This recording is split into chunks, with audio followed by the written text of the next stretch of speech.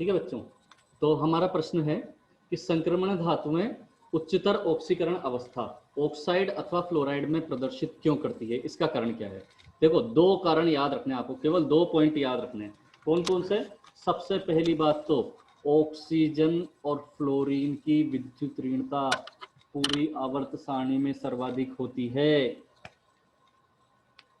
पहला पॉइंट, पहला कारण क्या है कि ऑक्सीजन और फ्लोरीन की विद्युत ऋणता। पहला कारण क्या है यहाँ पे, पहला कारण यह है इसका फर्स्ट पॉइंट, ऑक्सीजन व फ्लोरीन की इलेक्ट्रॉन नेगेटिविटी विद्युत ऋणता मैक्सिमम होती है।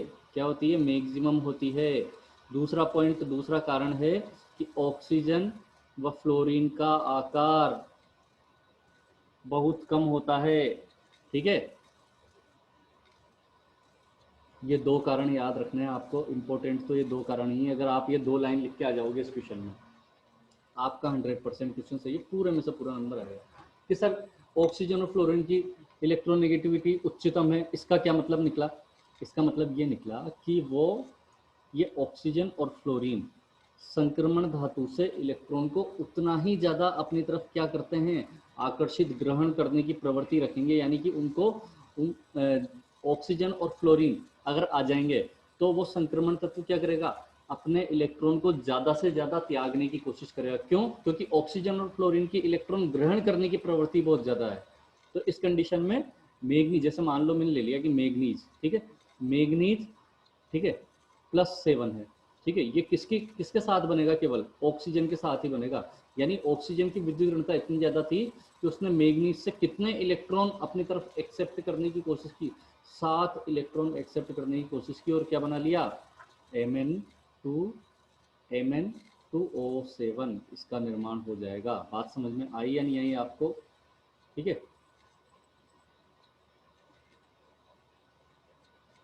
ठीक है, ये है इसका मतलब। ठीक है, कारण क्या है, क्योंकि इनकी इलेक्ट्रॉन नेगेटिविटी बहुत ज़्यादा होती है। इलेक्ट्रॉन नेगेटिविटी का मतलब मैंने आपको बताया था, इलेक्ट्रॉन को अपनी तरफ अट्रैक्ट करने की क्षमता। ठीक है, और ऑक्सीजन और फ्लोरीन का आकार बहुत ज़्यादा कम होता है। इसका कारण क्या है, देखो, आकार बहुत ज़्यादा कम है, और अगर हम बात करें इनकी Mn+7 की, तो पॉजिटिव चार्ज बढ़ने के साथ यहाँ पर भी क्या होगा, आकार बहुत ज़्यादा कम हो जाएगा, तो आसानी से बॉन्डिंग हो जाएगी। ठीक है, दोनों का आकार कम होगा तो आसानी से बॉन्डिंग हो जाएगी। ठीक है, यानी कि ऑक्सीजन और फ्लोरीन का आकार कम होता है, ये बात बताएंगे। ये दोनों धातुएं संक्रमण धातुओं को उनकी ऑक्सीकरण अवस्था तक ऑक्सीकृत करने की प्रवृत्ति रखते हैं। ये दोनों के दोनों जो है ना, इनकी ऑक्सीकारक सामर्थ्य बहुत ज़्यादा होती है। आपको पता हो तो इलेक्ट्रोकेमिकल सीरीज जो थी ना, इलेक्ट्रोकेमिकल सीरीज में ही मैंने आपको एक बात बताई थी। क्या बात बताई थी, कि फ्लोरीन सबसे नीचे ही नीचे होता है। ठीक है, जैसे ये वाली थी ना इलेक्ट्रोकेमिकल सीरीज, लिथियम से पहले कहाँ तक आए हम, H2 तक, और H2 से नीचे F2 तक। ठीक है, फ्लोरीन सबसे नीचे नीचे होता है, और ऊपर से नीचे जाने पर क्या होता है, ऊपर से नीचे जाने पर ई नोड के मान में क्या होती है, वृद्धि होती है। और ई नोड का मान बढ़ता है, तो ई नोड का मान बढ़ने के साथ साथ ऑक्सीकारक सामर्थ्य में क्या होती है, वृद्धि होती है। यानी फ्लोरीन की ऑक्सीकारक सामर्थ्य पूरी इलेक्ट्रोकेमिकल सीरीज में क्या होती है, सबसे ज़्यादा होती है। इस वजह से वो संक्रमण धातुओं को उनकी उच्चतर ऑक्सीकरण अवस्था तक, जैसे मान लो ये मैग्नीज है, ठीक है, मैग्नीज यहाँ पे इसका ऑक्सीकरण अंक 0 है, तो इसको कहाँ तक ऑक्सीकृत करने की क्षमता रखते हैं, +7 तक। ठीक है, ऑक्सीकरण अंक में क्या हो रही है, वृद्धि हो रही है, यानी कि ऑक्सीकरण हो रहा है। कौन कर सकता है, फ्लोरीन कर सकता है, ऑक्सीजन कर सकता है, क्योंकि ये बहुत अच्छे ऑक्सीकारक होते हैं। ठीक है, तो 3 पॉइंट बताए मैंने। पहला पॉइंट तो क्या याद रखना है, ऑक्सीजन और फ्लोरीन की विद्युत ऋणता पूरी आवर्त सारणी में सर्वाधिक होती है। मैंने आपको ट्रिक भी बताई थी। ठीक है, फोन कॉल, फोन कॉल का मतलब क्या होता है, सबसे ज़्यादा पूरी आवर्त सारणी में विद्युत ऋणता फ्लोरीन की, फिर ऑक्सीजन की, फिर नाइट्रोजन की, और फिर क्लोरीन, ये क्रम होता है। ठीक है, अगला क्वेश्चन, ये तो समझ में क्लियर हो गया होगा आपका। ठीक है, तो कितने पॉइंट याद रखने हैं आपको, 3 पॉइंट याद रखने। पहला पॉइंट, ऑक्सीजन और फ्लोरीन की विद्युत ऋणता सर्वाधिक होती है। दूसरा पॉइंट, ऑक्सीजन और फ्लोरीन का आकार कम होता है। और तीसरा पॉइंट, ऑक्सीजन और फ्लोरीन संक्रमण धातुओं को उनकी उच्चतर ऑक्सीकरण अवस्था तक ऑक्सीकृत करने की सामर्थ्य रखते हैं, क्योंकि ये एक अच्छे ऑक्सीकारक होते हैं। ठीक है, अगला प्रश्न है संक्रमण तत्वों की 3D श्रेणी में, संक्रमण तत्वों की जो 3D श्रेणी है, संक्रमण तत्वों की 3D श्रेणी में मैग्नीज मैग्नीज अधिकतम ऑक्सीकरण अवस्था दर्शाते हैं, क्यों? कारण क्या है? ठीक है, प्रश्न क्या है, प्रश्न लिख देता हूं मैं। मैग्नीज सर्वाधिक ऑक्सीकरण अवस्था दर्शाता है, क्यों? क्या कारण है? ठीक है, इसका कारण बिल्कुल सिंपल सा है कि अगर अगर हम इसका इलेक्ट्रॉनिक विन्यास देखें, अगर हम इसका इलेक्ट्रॉनिक विन्यास देखेंगे तो इसका इलेक्ट्रॉनिक विन्यास क्या है? आर्गन 3D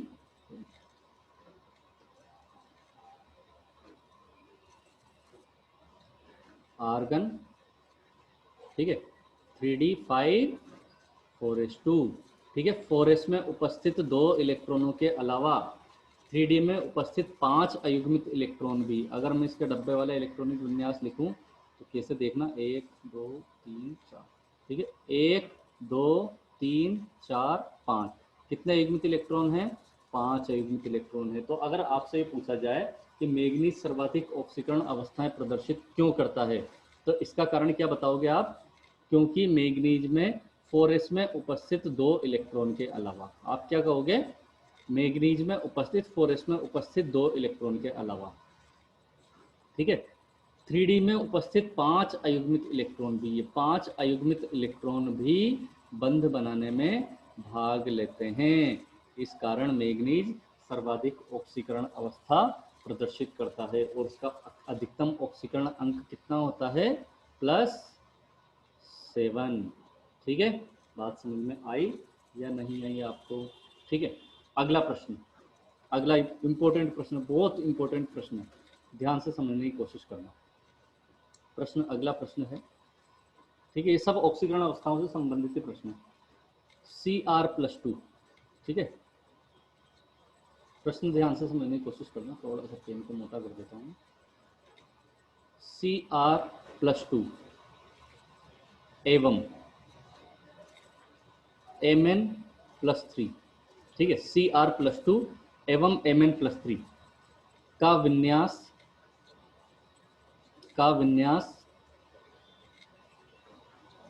D4 है, का विन्यास D4 है, ठीक है, परंतु दोनों का विन्यास सेम है। बता दूंगा मैं कैसे है सेम, अभी अभी देखना, जब आंसर बताऊंगा तब बताऊंगा आपको कि दोनों का विन्यास सेम कैसे है, ठीक है, परंतु Cr+2 अपचायक है, Cr+2 अपचायक है, जबकि Mn+3 ऑक्सीकारक, क्यों? ठीक है, एनसीईआरटी का प्रश्न भी है, आपके राजस्थान बोर्ड में भी है और एनसीईआरटी में भी है, दोनों में ही है वाला प्रश्न, ठीक है। Cr+2 एवं Mn+3 दोनों का इलेक्ट्रॉनिक विन्यास जब देखोगे तो D4 निकलेगा, ठीक है, देखेंगे अभी। लेकिन Cr+2 एक अपचायक की भांति व्यवहार करता है, जबकि Mn+3 ऑक्सीकारक की भांति व्यवहार करता है। कारण क्या है इसका? ठीक है, तो देखो, सबसे पहले तो मैं Cr+2 बनाता हूँ, ठीक है, सबसे पहले मैं Cr+2 बनाता हूँ, ठीक है, देखना आप ध्यान से, Cr, ठीक है, इसका इलेक्ट्रॉनिक विन्यास होता है 3d5 4s1, ठीक है, इसमें से आपने एक इलेक्ट्रॉन निकाल दिया तो क्या बन गया? Cr+1। इसमें से आपने एक इलेक्ट्रॉन और निकाल दिया, अब इसका इलेक्ट्रॉनिक विन्यास तो क्या हो गया? 3d5 4s0, क्योंकि ये पहला जो इलेक्ट्रॉन है, ये पहला वाला इलेक्ट्रॉन, ये तो कहाँ से बाहर निकला? 4s से बाहर निकल गया, ठीक है, अब ये Cr+1 बन गया। अब एक और इलेक्ट्रॉन आपको निकालना है, तो अगला इलेक्ट्रॉन कहाँ से बाहर निकलेगा? 3d5 से बाहर निकलेगा, ठीक है, एक और इलेक्ट्रॉन निकालेंगे तो क्या हो जाएगा? Cr+2, इसका विन्यास क्या हो जाएगा? 3d4 4s0। तो मैंने अभी क्या कहा आपसे? मैंने क्या कहा आपसे कि Cr+2 का इलेक्ट्रॉनिक विन्यास D4 है, ये देखो इसका विन्यास क्या है? D4, ठीक है। अब देखो आप आगे, ठीक है, Mn+3, ठीक है, अगला क्या ले रहा हूँ मैं? Mn+3, अगला ले रहा हूँ मैं Mn+3,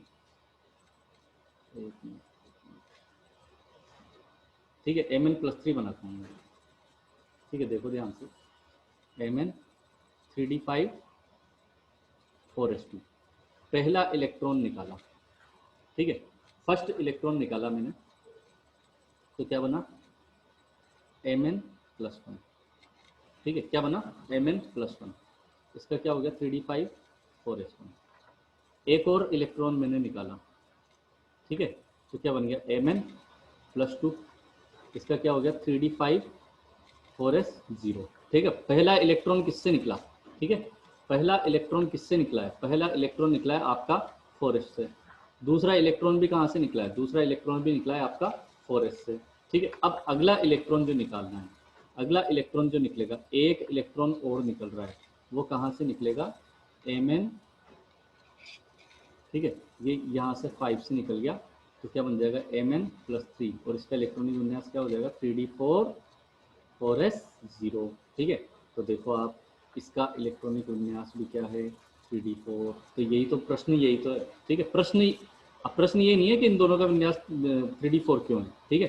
प्रश्न क्या है अपने पास, प्रश्न ये है कि दोनों का विन्यास 3d4 है, दोनों का विन्यास 3d4 है, लेकिन फिर भी ये Cr+2 जो है वो क्या है, एक अपचायक है, क्या है, एक अपचायक, और Mn+3 क्या है, एक ऑक्सीकारक, ठीक है, क्या है, एक ऑक्सीकारक, ठीक है।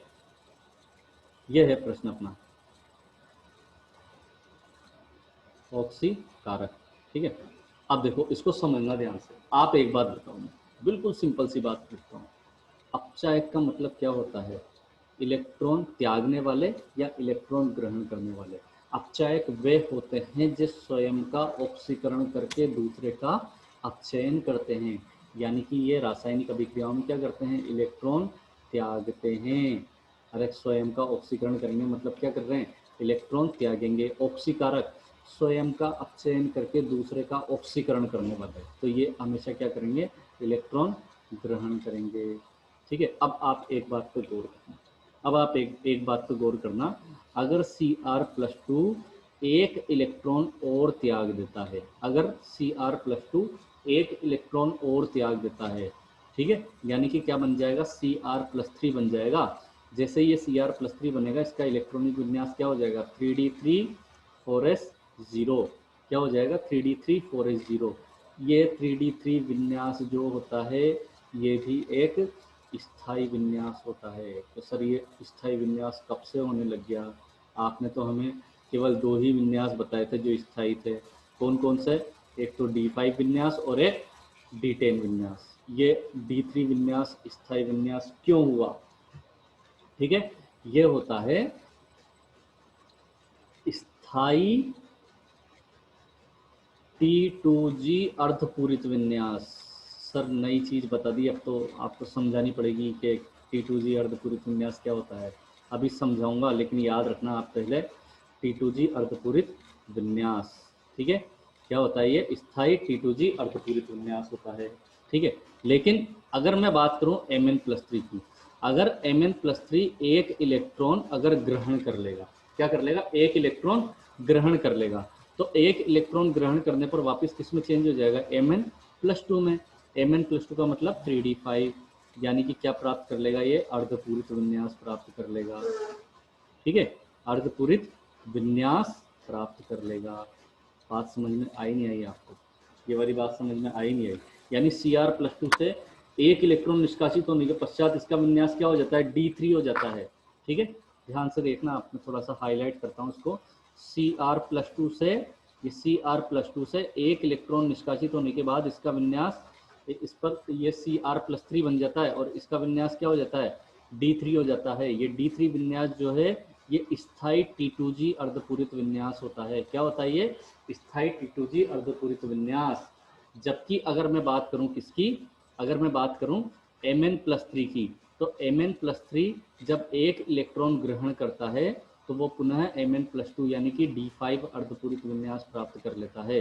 यानी कि Mn+3 जो है, यानी कि जो Mn+3 है, ठीक है, क्या ये Mn+3, ये Mn+3 रासायनिक अभिक्रियाओं में इलेक्ट्रॉन ग्रहण करता है, इलेक्ट्रॉन ग्रहण करता है, इसलिए किसकी भांति व्यवहार करता है, ऑक्सीकार की भांति। ये Cr+2 जो है, ठीक है, ये Cr+2 जो है, ये Cr+2 रासायनिक अभिक्रियाओं में क्या करता है, इलेक्ट्रॉन त्यागता है। इलेक्ट्रॉन त्यागता है इसलिए किसकी भांति व्यवहार करता है, अक्षय की भांति। और जैसे ही ये एक इलेक्ट्रॉन का त्याग करता है, एक इलेक्ट्रॉन का त्याग करने के बाद D3 विन्यास प्राप्त कर लेता है। D3 विन्यास किस प्रकार का विन्यास है, स्थायी T2G अर्धपूरित विन्यास। समझ में आया या नहीं आया कि सर पूरी बात समझ में आ गई, ये स्थायी T2G अर्धपूरित विन्यास का मतलब समझ में नहीं आया तो देखो इधर ध्यान से समझने की कोशिश करना, गौर करना, ठीक है, ध्यान से समझने की कोशिश करना। एक मैं डायग्राम बना रहा हूँ, ठीक है, मैं एक छोटा सा डायग्राम बना रहा हूँ यहाँ, ठीक है।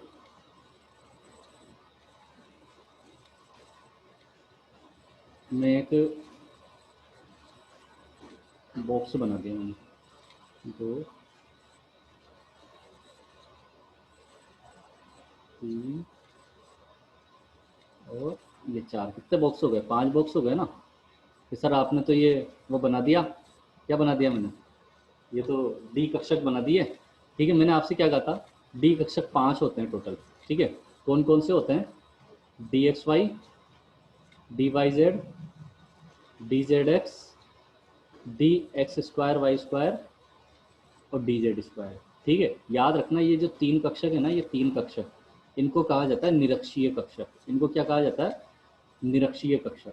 इनको क्या नाम दिया जाता है, निरक्षीय कक्षक। ध्यान से समझने की कोशिश करना, बिल्कुल ध्यान से कंसंट्रेट होकर। निरक्षीय कक्षक, ठीक है। इनको ही क्या कहा जाता है, इनको ही कहा जाता है T2G कक्षक, ठीक है। और ये जो 2 कक्षक है ना, DX2Y2 और DZ2, इनको कहा जाता है अक्षीय कक्षक, ठीक है। इनको क्या कहा जाता है, अक्षीय कक्षक, ठीक है। इनको कहा जाता है EG कक्षक। अब होता क्या है, जब कोई ऋणायन इनके संपर्क में आता है ना, ठीक है, तो होता क्या है, इसकी जो संभ्रंश कक्षों की जो ऊर्जा है, वो ऊर्जाएं समाप्त हो जाती है, ठीक है। वो ऊर्जा क्या हो जाती है, मतलब एक तरह से जो ये संभ्रंश कक्षक है, ये संभ्रंश कक्षक क्या हो जाता है, विपाटित हो जाते हैं। विपाटित यानी विपाटित कह सकते हैं या फिर विभाजित कह सकते हैं। किस किस में विभाजित हो जाते हैं, 2 प्रकार के कक्षकों में विभाजित हो जाते हैं। कौन कौन से, वो देखो आप, 2 कौन कौन से कक्षक बन जाते हैं, 2 कक्षक बन जाते हैं, ठीक है। कौन कौन से 2 कक्षक बनेंगे, एक मिनट रे, बीच में आ गया।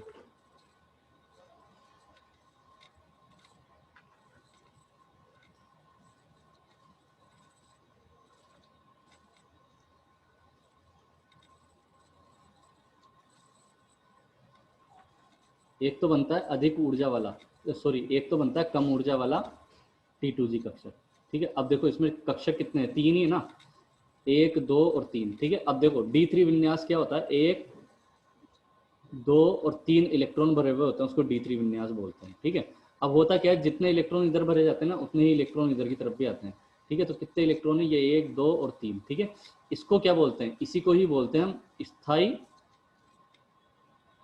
T2G अर्धपूरित विन्यास। इसी को क्या बोलते हैं हम, स्थायी T2G अर्धपूरित विन्यास, ठीक है। क्योंकि देखो यहाँ पे T2G कितने कक्षक हैं, 1 2 और 3, ठीक है। 3 कक्षक हैं, तो 3 कक्षकों में अधिकतम इलेक्ट्रॉन कितने हो सकते हैं, अगर पूरे 6 इलेक्ट्रॉन होते हैं तो इसको क्या कहते हैं हम, स्थायी T2G पूर्णपूरित विन्यास।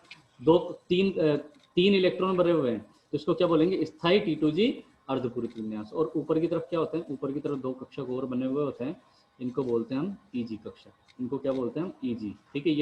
ये दोनों जो है, ये तो EG कक्षक हैं, और ये तीनों क्या हैं, T2G, ठीक है। अब तो आपको समझ में आया होगा, ठीक है, कि ये तो D3 में चेंज हो जाते हैं। Cr+2 जो है वो तो क्या होते हैं, एक इलेक्ट्रॉन त्याग कर D3 में चेंज हो जाते हैं। D3 किस प्रकार का विन्यास है, एक तरह का स्थायी T2G अर्धपूरित विन्यास है, ठीक है।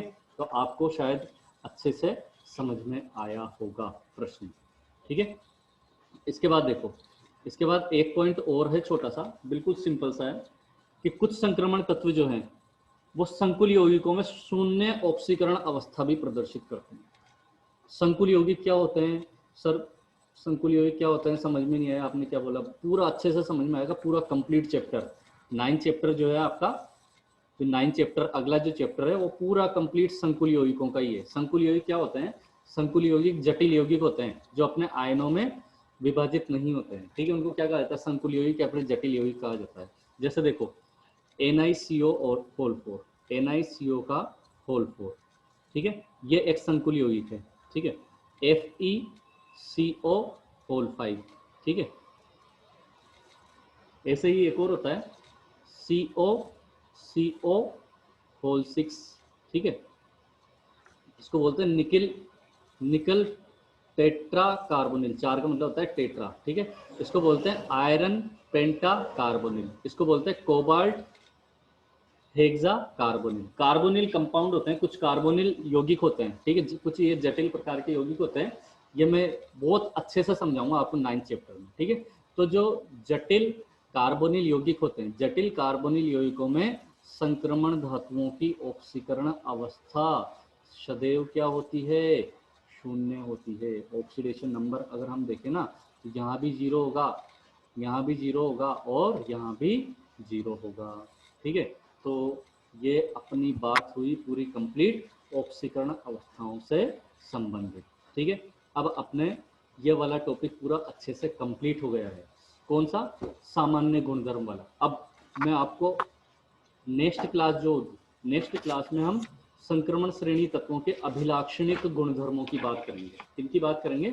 संक्रमण श्रेणी के तत्वों की के अभिलाक्षणिक गुणधर्मों की। इसकी PDF मैं आपको ग्रुप में भेज दूंगा। और अभिलाक्षणिक गुणधर्म कौन कौन से होते हैं केवल एक बार बता देता हूं मैं, कौन कौन से गुणधर्मों को हमें वहां पर पढ़ना है।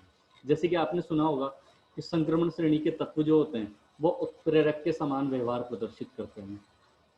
अभिलाक्षणिक गुणधर्म का मतलब ये गुण केवल और केवल किनके हैं? संक्रमण श्रेणी तत्वों के गुण हैं, ठीक है।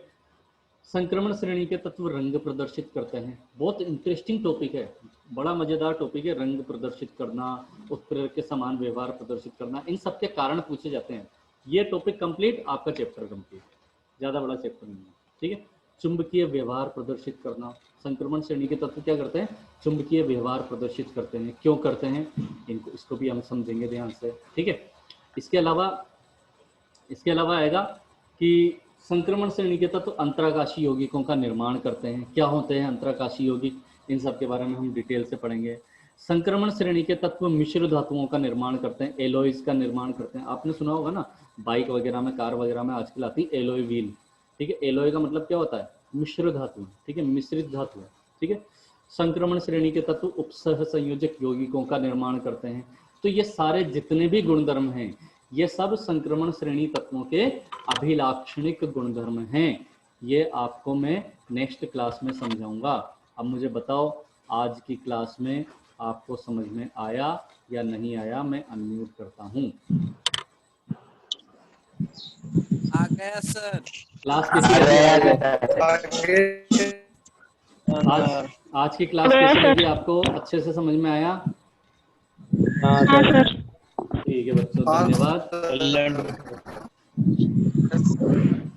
अब मुझे एक बात बताओ बच्चों, कल के टेस्ट में किस किस को दिक्कत आई थी? तुरंत मुझे मैसेज करके बताओ, कल के टेस्ट में किस किस को प्रॉब्लम आई थी, ठीक है। मैंने वैसे आपको वीडियो बना के भेज दी है किस तरह से आपको टेस्ट देना होता है, ठीक है।